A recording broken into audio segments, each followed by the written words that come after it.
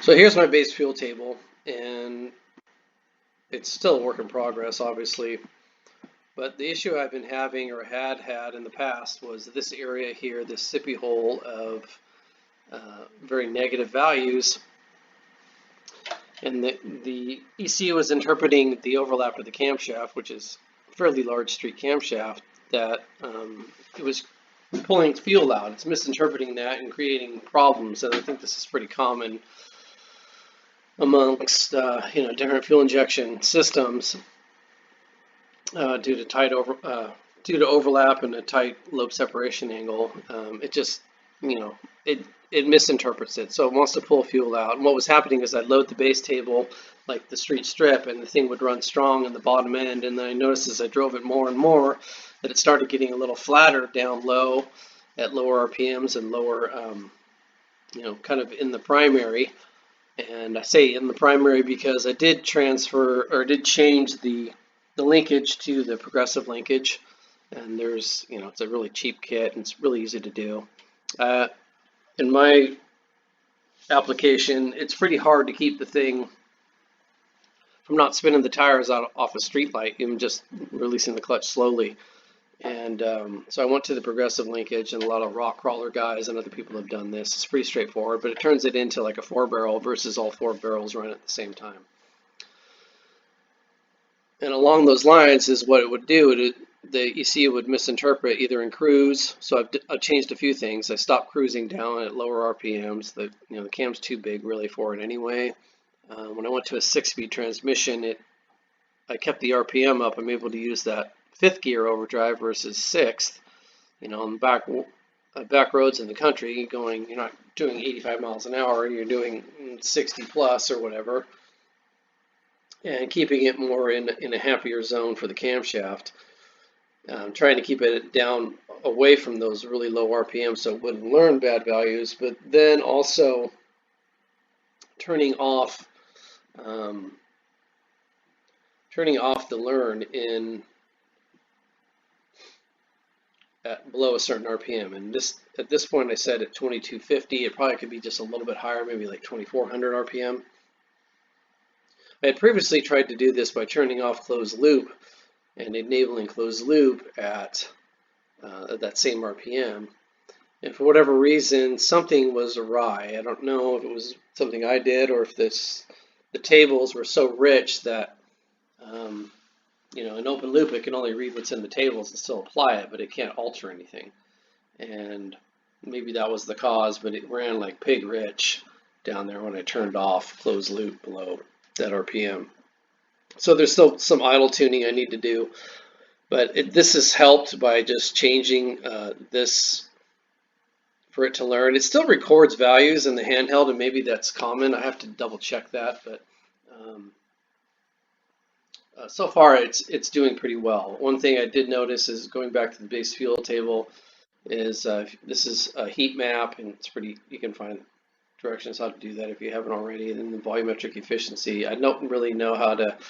It's harder for me to interpret the fuel in gallons per hour or whatever it is in the map. But what was happening here is, or continues to happen, is I've been breaking in a clutch, so I haven't been able to really hammer it full throttle and shift hard.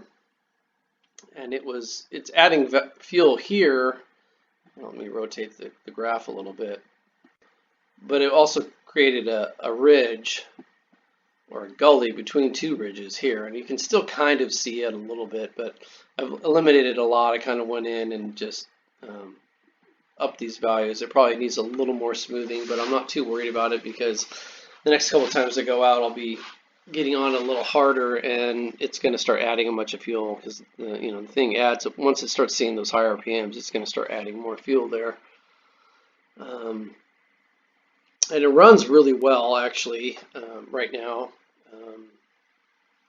It does concern me a little bit with the compensation limits being high, that it has the ability to pull out a lot of fuel. So I'm going to scale that back over the next couple times I drive it to these values. So the negative value being, maybe 5% or something. And once I'm sure that I've learned enough, or it's learned enough, And then the positive value, well, it could still add, like 25%. And this is something that one of the pretty knowledgeable techs had told me. Um, the other thing I did do, if you go into basic idle and IAC settings, let's see if I can find it again. I don't want to bum around too much in here, but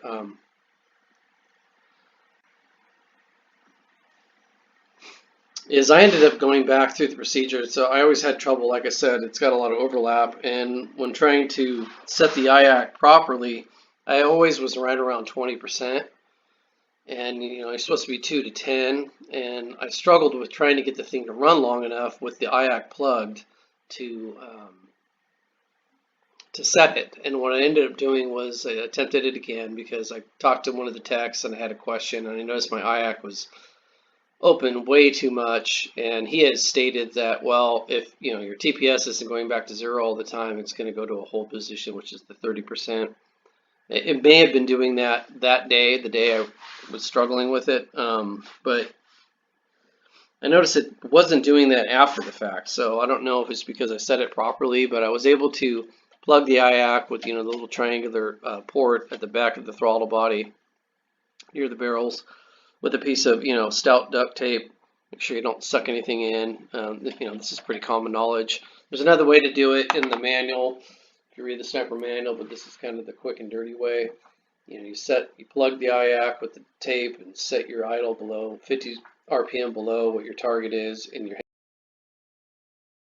handheld, and then turn it off, remove the tape, and then it should be good to go. Mine's a little more finicky than that. It was really hard to get it to run without the IAC helping out, but ultimately I think I got it. I had to fiddle with it a little bit, and I think I ended up bringing it down because it was still trying to idle up about 100 RPM higher than what I thought. And it would make sense that I didn't set it 90 or 50 RPM below, but it was really hard to get the thing to be happy and get it to run and start, etc. with the IAC plugged. I was able to get it close and then just fine tune it, and it's been holding the 2 to 10%. And one thing I did notice is what it would do is you come up to a stop sign like a carbureted engine and you slam on the brakes or you pull it into neutral since it's a manual, it would want to die like it's being flooded. And what's really happening, I think the IAC was just dropping down and it wasn't able to keep the RPM up enough, or closing or whatever it was doing, and it wasn't able to keep the RPM up enough, so it was acting like it was getting kind of flooded after being at RPM at a hold position, running down the road, and then all of a sudden it's not at hold anymore at the 30%. It would kind of struggle there, and the engine would kind of burble, and didn't really like that. And couldn't really figure out why. And then once I set the IAC correctly, I noticed it doesn't do that anymore. It will hold for a second at 1,000 RPM above, as it shows here. But it does seek down. It does do what it's supposed to do. It doesn't rev hang per se. So it seems to be okay, and it's adjusted properly. So some might say, well, duh, you needed to do that, but it wasn't as easy on my engine. On a stock engine, it's probably pretty simple. One thing I did do is I went and changed these values.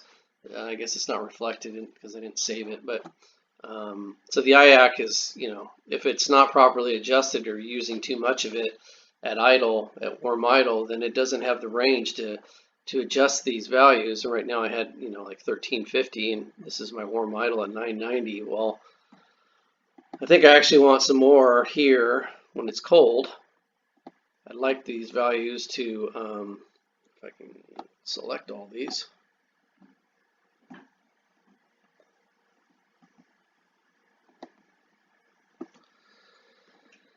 I want about 1450 here, per se, and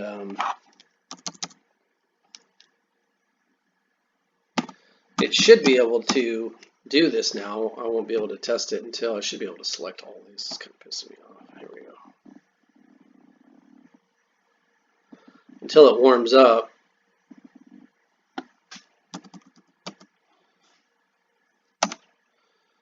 And then this value probably somewhere between, I don't know, like 13. 75. And then here, I don't know, something like, 1250. Most engines, going to warm idle in neutral or even in park probably at 700-800 RPM, but this one wants about 1,000. It's not happy much below that.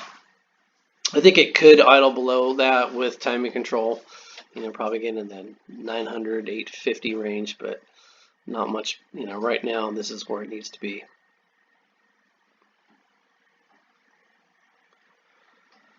The other thing, since I'll just try to cram everything into one screenshot video here, is so once I adjusted those, stopped the erroneous learning values, I was able to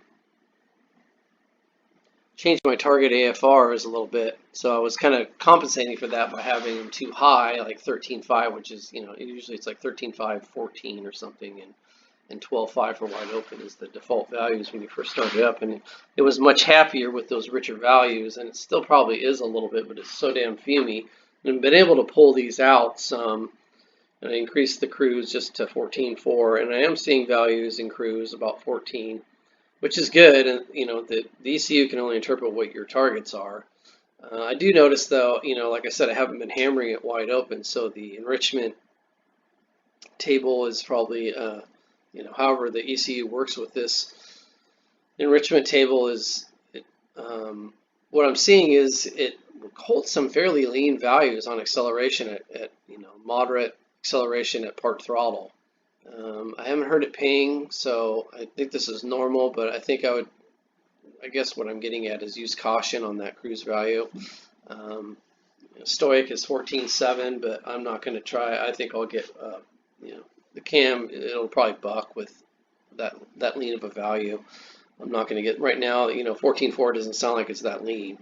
I think it's fine, but I think it's the way it's applied under acceleration, even though the acceleration enrichment table they're linked, I'm sure. I'd be hesitant to go much leaner, at least right now. One of the other things, these are all kind of 101 things that probably most folks know, but under startup enrichment, I changed these values, the cranking fuel, especially when warm, down to about 7.6 pounds per hour, and that helped. And then the fuel prime percentage I dropped down to about 85%, and the default value is 150. And I changed it previously to like 100, and it was probably better. But what I was doing before, I noticed that on a warm start or wherever, get back in the car, you go to start it, and it wants to prime, and it primes a lot, 150, and it would struggle. It would basically be it'd flood the engine a lot. And so what I was doing was just cycling the key and then hitting the start button really quick, not letting it prime, and that would that was kind of a stupid workaround. But I think when I changed it to 85%, it's better now that it'll fire under hot, and it'll seek it. It'll go up to a warm, or diac does its job and brings the idle up for a second. It comes back down, and it seems to be working pretty well. I think this value does affect your cold start. So one of the techs said, well, you got to be careful about that. That if you lean it out too much, it's going to affect your cold. But say if you put it down to like 75 or something like that, I mean, you could always cycle your key twice, and do a double prime or whatever. So it's just some food for thought. So I think eventually that, like I said, I think this thing's getting close. As soon as I am able to get on it hard and let it learn a few more things. Like I said, I'm a little hesitant to do that under 100% compensation, but I have done it in the past, and it's been okay. I think it's going to learn some more in here, and then once it starts, I think it's not far away that I'll be able to clean it up or apply that learning to base, and then pull back those values, and I should be pretty darn good. It's running pretty well right now. So I don't know if I taught anybody anything, but I'll probably do some drive around with the with the laptop connected and have someone drive the car and then just kind of watch the fuel bulb. And I notice it's not doing some of the things it was doing before. So I think it's getting better because the values are it's not like lean popping like under deceleration or doing any of those things. It was finding some cells that probably you don't ever run in, but it would do some like a lean surge. Sometimes they do a little pop. You like leave it in gear, like a long deceleration, like fourth gear or something like that, or third, and it would find some weird spots in the table, and it would kind of not buck, but they were definitely lean, and it would do some weird things, and it doesn't seem to be doing that now. So we'll see what it does with this. I need to transfer this. I altered this, like I said. It's still not right, but I think this value right along this axis doesn't exist typically when driving it. But I have smoothed this some, and I'll do that more. Like I said, once I apply some more RPM runs to it, it's probably going to change, and then I'll smooth it. I should be good. This does seem to be this is what 1,000 RPM, and here's 1250, and it doesn't seem to be learning any bad values here. It looks a little lean, but ultimately it seems okay. So hopefully this helps somebody. I should do some running videos of the vehicle here pretty quick. So thanks.